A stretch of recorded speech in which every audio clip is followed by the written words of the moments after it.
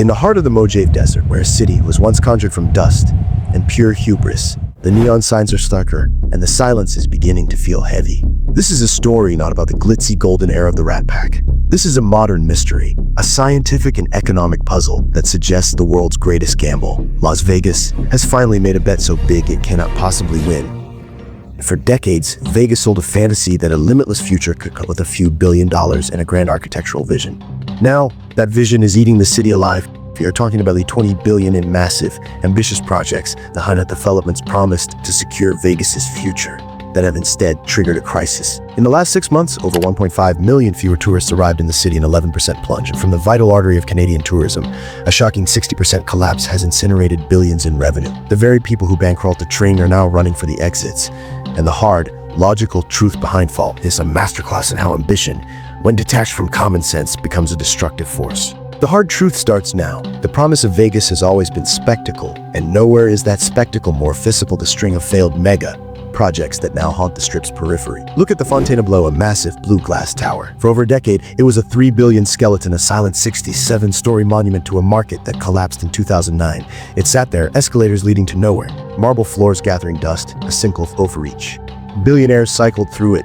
Jeffrey Soffer going bankrupt, caught holding it as a distressed asset for years just to flip it for profit without ever opening it. For 10 years, this empty structure and a constant visual reminder to every tourist and every investor one bad bet here can haunt the skyline for a decade. It only finally opened in 2023, a hollow victory built on a graveyard of lost time and capital. But the Fontainebleau is just the ghost of the past. The present is haunted by the Vegas Loop, Elon Musk's promised transit revolution. It was supposed to move 90,000 riders an hour in self-driving Teslas beneath the Strip. The scientific and engineering claims were extraordinary. The reality: today it moves barely 3,000 riders an hour. Every single car is still human-driven. Tourists stand in the desert heat for 20 minutes just to take a 90-second ride. Reddit threads are a goldmine of exasperated reviews, calling it taxi in a ton and slower than walking. This wasn't a genius transport solution, it was a 50 million per mile publicity stunt. Even former Mayor Oscar Goodman admitted. Moving 3 or 4 people at a time does not solve the problem. The loop failed scientifically, logistically, and economically. It's an engine that sputters. A perfect case study, tech hype crashing into the hard reality of urban planning.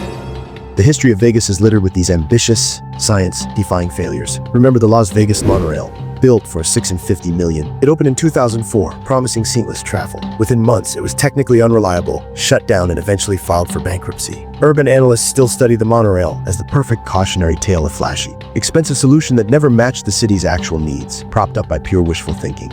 Drive east of the Strip, and you find the skeleton's half-finished condo towers, massive empty lots, and projects like Echelon Place installed at the foundation in 2008 and sat abandoned for years. This pattern is key. Vegas leaders bet on spectacle, then walk away when the math doesn't work. In 2023, the city hammered out the deal for the A's baseball stadium. The total cost is $1.75 billion. Stunning $180 million of that comes directly from state and county public funds. Money raised through bonds and local subsidies. This is not a sound investment. This is a gamble subsidized by the public. John Fisher, the billionaire owner of the A's, committed $1 billion himself, but only after months of intense, closed-door negotiations. The stadium will be the smallest in Major League Baseball.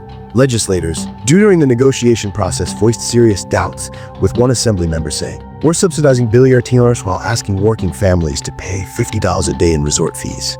If those crowds don't materialize, who covers the spread? The risk falls on the bondholders, and in the worst-case scenario, the public. The stadium is set for 2028, but the political cost is already being measured in the angry headlines and the clear message being sent to locals. When the city gambles big, the public covers the losses. Amid Video Hook, you should be horrified by what we say at the end.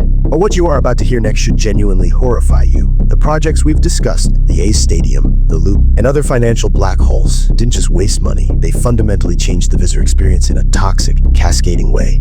These colossal budget shortfalls had to be covered, and the city didn't get the money from investors or billionaires. They got it directly from you, the tourist, by transforming a place of fun into a place of hidden taxes and nickel and diamond.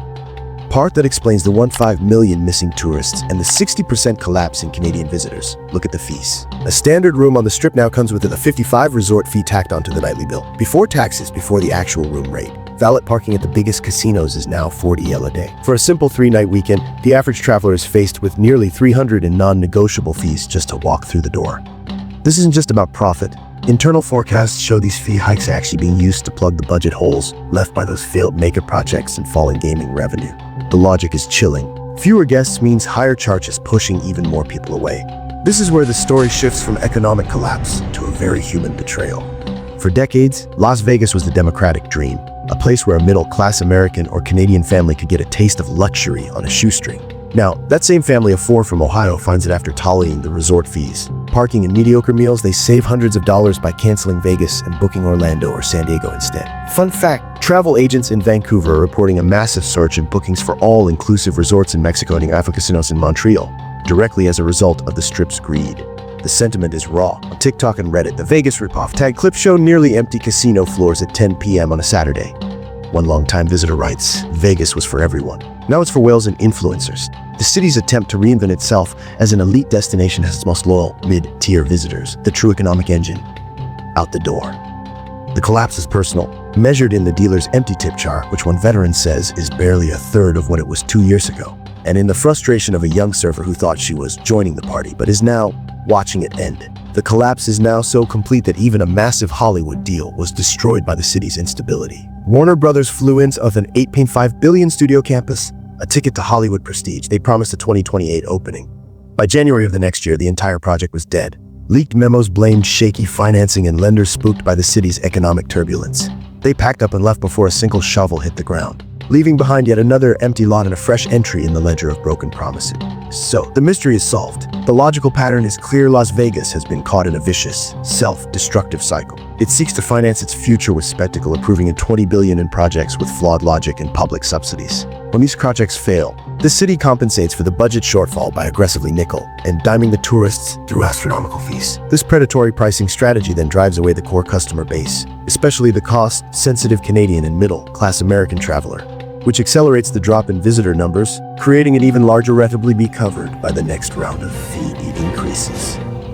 Vegas isn't just facing a bad season, it's facing an extinction-level event of its business model. The evidence, the plummeting visitor numbers, the failed loops, the abandoned construction sites, and the 55 resort fees all point to one unavoidable conclusion: the house hasn't just been betting, cheating its own customers to pay for its own disastrous mistakes.